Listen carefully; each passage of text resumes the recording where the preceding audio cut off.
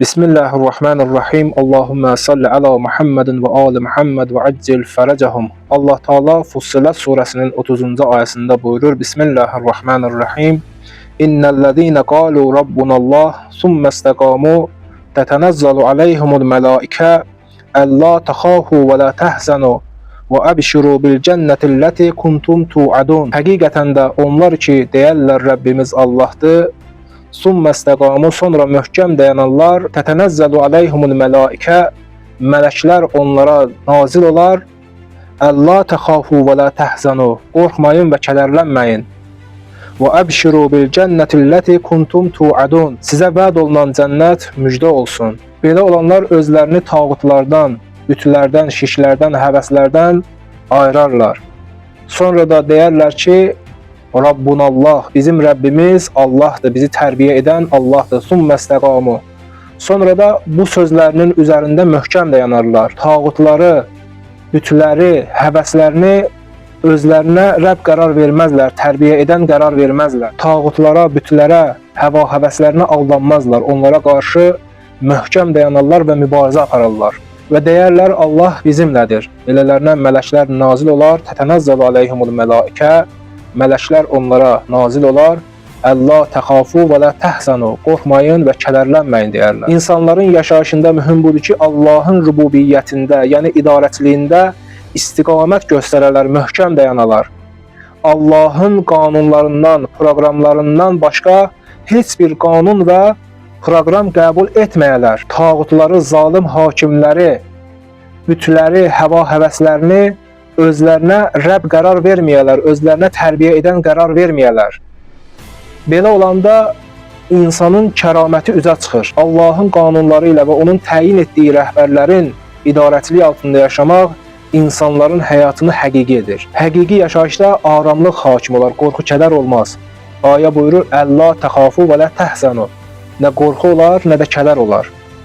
İnsanların yaşayışında aramlığın olmağı və bu ikisinin, qorxunun, kədərin olmamağı çox mühümdür. Qorxu, kədər psixoloji və müxtəlif xəstəliklərin mənbəyidir. Bugün geniş yayılan panik atak kimi xəstəliyin mənbəyi də qorxudur və qorxudan yaranan stresdir. O xəstəliyin şiddətlənməsinə səbəb olan da qorxudur və qorxudan yaranan stresdir. Həkimlər bu xəstəliyi müalicə edirlər, amma bu müalicə müvəqqəti müalicədir. İnsanın ən çox qorxduğu şey canının xətərə düşməsidir. Ölümdən qorxur. Ölümdən nə üçün qorxur? Ya ölümlə puç olduğunu düşünür, ya da günahları o qədər çoxdur ki, ölümdən qorxur. Allah'a iman gətirib, onu özlərinə Rəbb qərar verənlər, onun qanunları ilə yaşayanlar ölümdən qorxmazlar. Kim Allah'a aşiq olsa, ölümdən qorxmaz. Ölüm aşiqi məşuquna qovuşdurur. Heç məşuquna qovuşmaq istəyən aşiq qarşısında olan maniyələrdən qorxar. Həqiqi aşiq üçün maniyələr aşmaq şirindir. Allah'a aşık olanlar ölümün intizarında olanlar. Əli əleyhissalam buyurur, and olsun Allah'a ki, Əbu Talibin oğlunun ölümə olan şövqi körpənin anasının sinəsinə olan şövqündən daha çoxdur. Həzrəti Qasım əleyhissalam buyurur, ölüm mənim üçün baldan da şirindir. Ölümü puç və mənasız yaşayışımızla özümüzə qorxulu edirik. İnsan elə yaşamalıdır ki, qəbirdə ondan soruşulanda ki, mən Rəbbuk, deyə bilər ki, Rəbbiyallah. Bəziləri belə deyə bilməyəcəklər. Hər nəyi özlərinə Rəbb qərar veriblər, tərbiyə edən qərar veriblər, onun adını deyəcəklər. Onlardan soruşulanda Peyğəmbəriniz, imamınız kimdir? Onları ki, dünyada özlərinə rəhbər qərar veriblər, onların adını deyəcəklər. Amma o kəslər ki, deyərlər Rabbunallah, sonra da bu dediklərinin üzərində möhkəm dayanarlar, qəbirdə də onlardan soruşulanda ki, Rəbbiniz kimdir? Deyərlər Rabbunallah. Bizim Rəbbimiz Allah'dır. Nə vaxta qədər ki, insanların fərdi və ictimai yaşayışları Allah'ın idarəçiliyi və qanunları əsasında olmayacaq, onların yaşayışı puç, mənasız və zülmət içində olacaq. Allah Teala Taha surəsinin 124-cü ayəsində buyurur, Bismillahirrahmanirrahim. Və mən ə'rədə ən zikri fə innə ləhu məişətən dənka. Hər kəs mənim zikrimdən üz döndərsə, yaşayışı onun üçün sıxıntılı olar. Zənka, yəni şiddətli sıxıntı, ağırlı sıxıntı. Bu sıxıntının səbəbi nədir? Allah Teala buyurur, hər kəs mənim zikrimdən üz döndərsə, onun yaşayışı sıxıntılı olar. Bu ayənin təfsirində gəlib ki, zikr yəni hər kəs ilahi hakimlərdən, ilahi rəhbərlərdən üz döndərsələr və tağutlara tərəf getsələr, zalim hakimlərə tərəf getsələr, belələrinin yaşayışı şiddətli, sıxıntılı olar. Belə yaşayışda insanlar mənasız şeylərin ardınca olurlar. Cavanlar şəhvət, narkotik, spirtli içki ardınca olar. Yaşayışları puç və mənasız olar. Mənəviyyatsızlıq o fərdlərə, o cəmiyyətlərə hakim olar.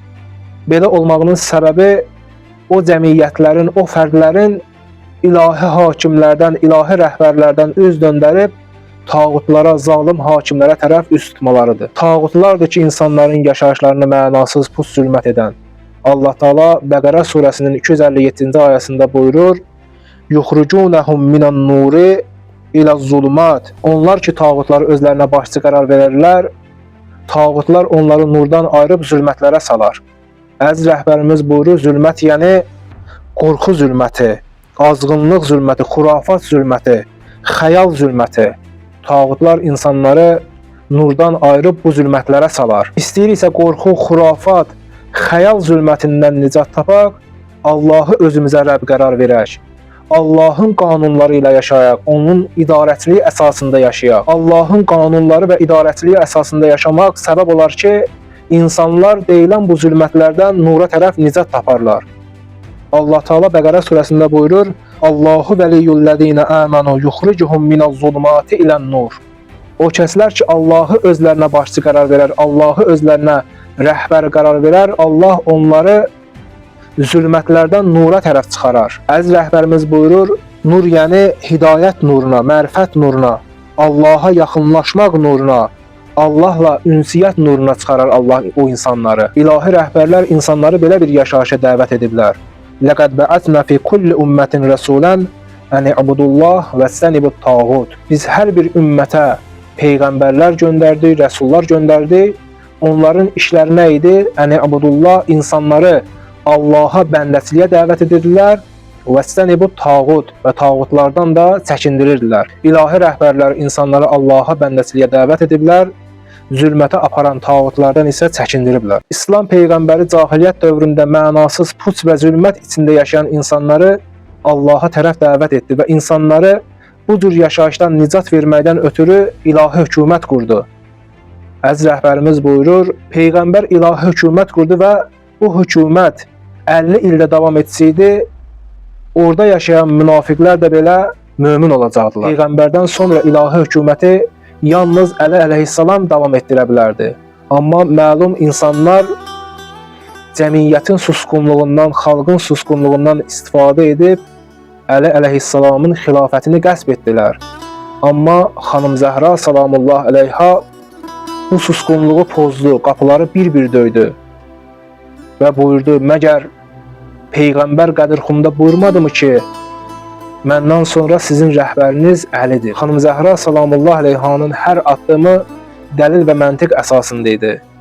Xanımın məntiqinin qarşısında aciz idilər. Onlar istəyirdilər ki, Peyğəmbərdən sonra hidayət yolunu əysinlər və zülmət qapılarını bir dəfəlik insanların üzünə açsınlar. Amma xanım Zəhra salamullah əleyha elə bir iş gördü ki, onların iç yüzünü açdı. Xanım Zəhra salamullah əleyha bunu necə edirdi?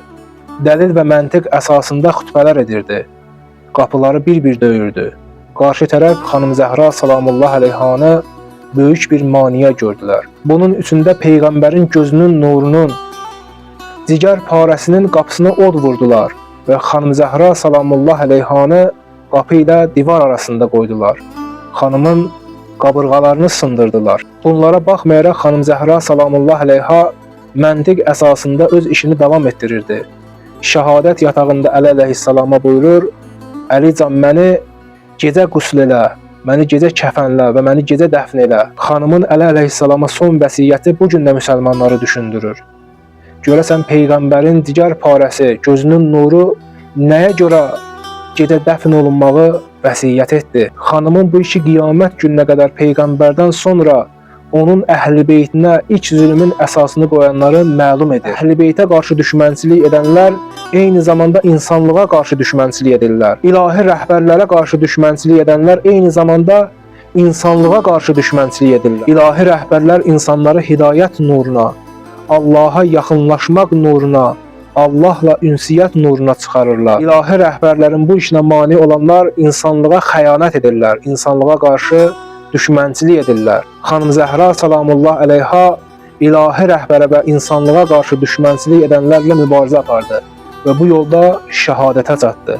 Allah Teala inşallah bizlərə dünya və axirətdə xanım Zəhra salamullah əleyhanın şəfaətini nəsib etsin. Vəssalamu aleykum və rəhmətullahi və bərəkatuh.